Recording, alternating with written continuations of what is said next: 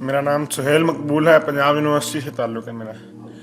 میرا سوال یہ ہے کہ جو آج کا الیکٹرانکس کا کاروبار ہے، نقد اور آسان قسطوں پہ جو کاروبار ہو رہا ہے، یہ اسلامک پوائنٹ آف ویو سے جائز ہے یا نہیں جائز ہے؟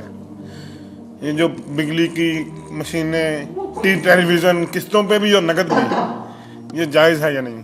دیکھیے، میں نے اگرچہ ابتدا میں آپ سے کہا کہ میں فقہی مسائل میں دخل نہیں دینا چاہتا، لیکن بعض چیزیں ایسی ہیں کہ جن کے بارے میں میری یہ رائے ہے کہ میں یہ رسک لے کر بھی کہ علماء میری اس بات سے اختلاف کریں گے، میں وہ بات بیان کروں. وہ ایک ایسا حق ہے، احقاق حق، جس کو کہ جس سے جین اور جان چرانی نہیں چاہیے. میرے نزدیک یہ معاملہ کہ یہ گلاس اگر آپ نقد خریدتے ہیں تو 10 روپے کا ہے، اور 1 مہینے کے بعد اگر آپ پیسے دیں گے تو پھر 11 روپے ہیں. میرے نزدیک یہ سودی معاملہ ہے، 1 روپیہ سود ہے. یہ ایسے ہی ہے کہ آپ نے کسی کو 10 روپے قرض دیے اور 1 مہینے کی مدت کے حوالے سے 1 روپیہ بڑھ گیا. سود اور کس کو کہتے ہیں؟ لیکن بدقسمتی سے فقہ حنفی کی روح سے یہ جائز ہے، لہذا علماء کا فتویٰ موجود ہے ان لوگوں کے لیے. اب سود کو کس طرح کیا گیا ہے؟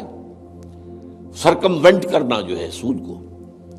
آپ ایک کار خریدنا چاہتے ہیں، آپ کے پاس پیسہ نہیں ہے، آپ 10 لاکھ روپیہ بینک سے لیتے ہیں، بینک اپنا جو ہے آپ کو 10 15 20% کے اوپر قرض دے دیتا ہے. اس کے بجائے ایک راستہ اختیار کیا، ہم آپ کو کار خرید دیتے ہیں، آپ ہمیں 10 سال کی قسطوں میں پیسے دے دیجیے. وہ اپنے 10 سال کا سود کیلکولیٹ کر کے اس پہ ڈال دیتے ہیں، وہ آپ کو دینا پڑے گا.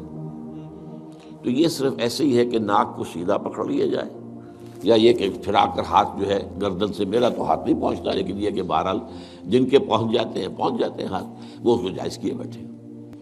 تو میرے نزدیک اصل میں یہ آپ کے سامنے ایک بڑی یعنی دین کی حکمت اور فلسفے کے اعتبار سے بہت اہم بات ہے جو اب کہنے چلا ہوں.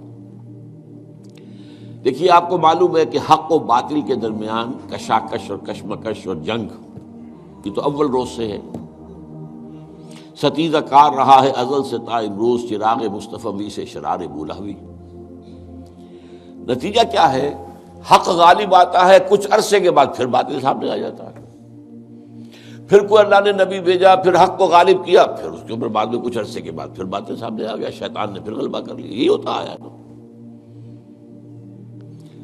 خلافت راشدہ کے ختم ہونے کے بعد سب سے پہلی خرابی کیا آئی؟ ملوکیت آ گئی.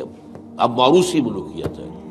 ملوکیت کیا ہے؟ جس کی لاٹھی اس کا بھینس، جس کے پاس طاقت ہے وہ آئے اور حکومت کے اوپر قابض ہو جائے. اب کہلاتے خلفاء تھے، وہ خلفاء تو نہیں تھے، بادشاہ تھے. وہ بنو امیہ کے ہوں، بنو عباس کے ہوں یا ترک ہوں، یہ بادشاہ تھے. خلفاء کہتے تھے، خلفاء اپنے آپ کو.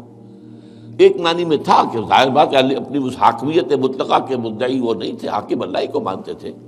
لیکن وہ خلافت راشدہ کا نظام جو تھا وہ دنیا میں دوبارہ نہیں آیا. اس ملوکیت میں آ کر ظاہر بات ہے دین میں جو فساد برپا کیا ہے، وہ نماز روزے میں کوئی فساد پیدا کرنے کی انہیں ضرورت ہی نہیں تھی. پڑھے جاؤ بھائی، نماز ٹھیک طریقے سے پڑھے جاؤ. لیکن ان کو مالی معاملات کے اندر ملوکیت کا معاملہ جو ہے وہ تو اس کے ساتھ باپ ہوتا ہے. سب سے پہلی خرابی یہ پیدا ہوئی کہ جاگیرداری. اسلام میں کوئی جاگیرداری نہیں ہے. اسلام میں یہ جو ایبسینٹی لینڈ لارڈزم ہے یہ بھی جائز نہیں ہے. امام ابو حنیفہ کے نزدیک حرام، امام مالک کے نزدیک حرام، امام شافعی کے نزدیک حرام. لیکن یہ ہے کہ قاضی ابو یوسف صاحب نے، جو امام ابو حنیفہ کے شاگرد تھے، اور امام محمد وہ بھی دوسرے شاگرد تھے، انہوں نے فتویٰ دیا جواز کا کچھ شرطیں لگا کر. اس لیے کہ ملوکیت جو ہے وہ جاگیرداری کے بل پر چلتی تھی. 5,000 منصبدار، 20,000 منصبدار، 30,000 منصبدار، 50,000 منصبدار، اور اس کے اوپر بادشاہ تھے. ظاہر بات ہے کہ اس میں تو اس کی ضرورت تھی کہ لوگ جو ہے کاشت کریں دوسرے کے لیے.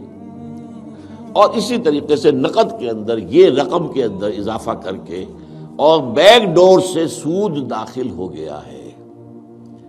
لیکن ایک زمانے میں ہمارے ہاں جب کہ سپریم کورٹ تک معاملہ پہنچ گیا تھا سود کا، تو میں نے اس معاملے میں ایک بہتری کا پہلو دیکھا تھا کہ چلیے کم سے کم ایک سود اسی درجے تک تو آئے گا نا کہ 1 مہینے کے بعد پیسے دو گے تو 11، اگر 2 مہینے ہو گئے تو وہ 12 نہیں ہوں گے، 11 ہی رہیں گے. یعنی ایک انیشل سٹیج پر تو سود آ گیا، لیکن اس کے بعد وہ پرپیچویٹ نہیں کر رہا، بڑھ نہیں رہا ہے. 3 مہینے کے بعد 13 نہیں ہوں گے، رہیں گے وہی 11 ہی. تو کم سے کم یہ کہ لمیٹیشن تھی. اب یہاں قسطوں نے اس لمیٹیشن کو بھی ختم کر دیا. آپ 20 سال کی قسطیں بنا دیجئے. مارگیج ہاؤسز کا جو دنیا کے اندر چل رہا ہے 20 سال کا، 30 سال کا مارگیج ہوتا ہے. وہ گویا کہ پھر سود کو انہوں نے اپنا پورا حصہ جو ہے کاؤنٹ کر کے اس میں ملا کے اور اس کی قیمت رکھ دیتے. میرے نزدیک یہ چیزیں حرام ہیں، اور میں ڈنکے کی چوٹ کہتا ہوں کہ حرام ہیں.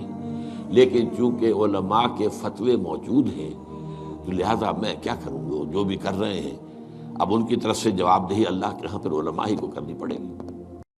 دین کی بات پھیلانا صدقہ جاریہ ہے. ثواب کی نیت سے ویڈیو کو شیئر ضرور کیجیے. جزاک اللہ.